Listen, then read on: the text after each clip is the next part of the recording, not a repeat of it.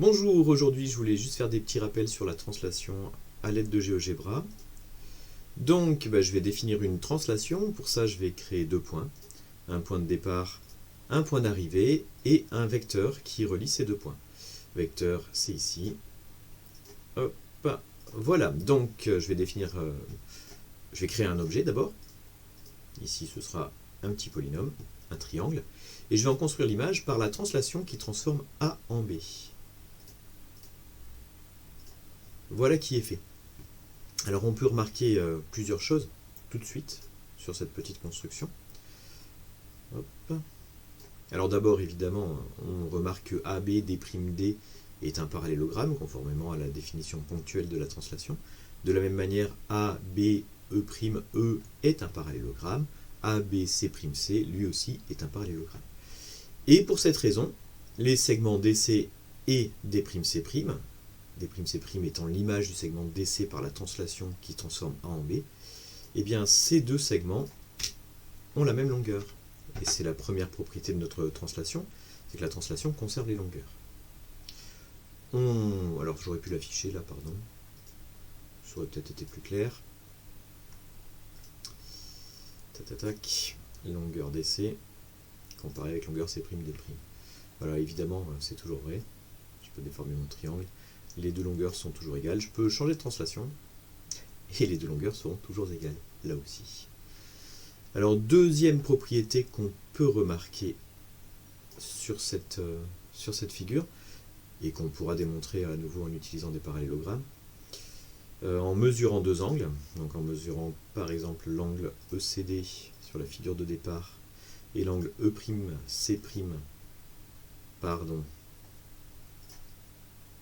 on recommence, et l'angle E'C', sur la deuxième figure, on constate qu'ils ont la même mesure. C'était la deuxième propriété de la translation. La translation conserve les mesures d'angle. On va pouvoir remarquer encore la troisième propriété. La troisième propriété, cette fois, elle concernait les aires. Et donc, il faut que je fasse apparaître les aires de mes deux figures. Hop, l'aire du triangle CDE, la voilà. L'aire du triangle C'D', E'. Et on constate une fois de plus qu'elles sont égales. Alors évidemment, on peut déplacer, on peut modifier nos objets. Ça ne change pas le fait que les aires soient égales. Alors l'explication de l'égalité des aires vient de la conservation des longueurs et de la conservation des mesures d'angle. Combiner les deux, ça entraîne l'égalité des aires. D'ailleurs, en fait, dans le cadre euclidien, la conservation des longueurs nous suffit, puisqu'on sait que si le triangle C'D', E', tiens, d'ailleurs, il me fait un... Ah non, c'est bon, il est là, C'D'. Si le triangle C'D', E' a les mêmes longueurs que le triangle, les mêmes longueurs de côté que le triangle CDE, il lui est parfaitement superposable. Donc, ils ont forcément la même aire, et c'est la troisième propriété. La translation conserve les aires. Alors la dernière propriété, pour mieux la visualiser, je vais supprimer ce que j'ai fait jusqu'ici.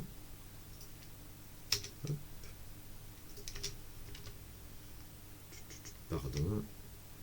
Allez, on supprime tout. Et je vais tracer une droite. Et je vais en construire l'image par la translation qui transforme en B. Alors le problème quand on construit une droite avec GeoGebra, c'est qu'on est obligé de définir deux points. Évidemment, il faut bien qu'il fasse ses calculs avec quelque chose. Donc on voit les deux points. En même temps, c'est ces deux points qui nous permettront d'expliquer pourquoi l'image de cette droite par translation, c'est, comme on constate ici, une droite qui est parallèle à la droite de départ. Ce qui est toujours vrai. Alors pour ça, il suffirait qu'on fasse apparaître l'image C' de C et l'image D' de D. On verrait le parallélogramme C', D', D. Alors c'est un parallélogramme parce que AB'C' est un parallélogramme et que AB'D' lui aussi est un parallélogramme.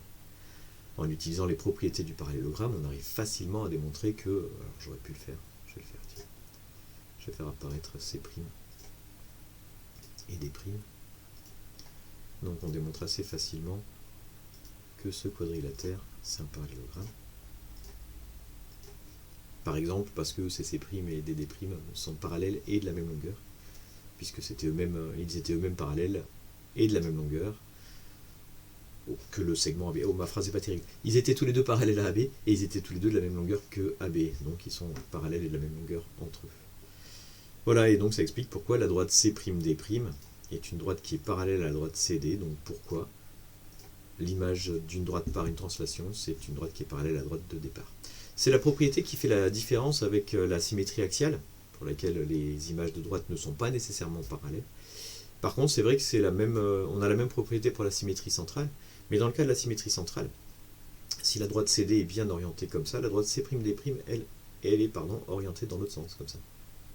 C'est-à-dire qu'on a C ici, C' ici, D ici, D' là. Je ferai une figure sur une autre vidéo. Allez, bonne fin de journée.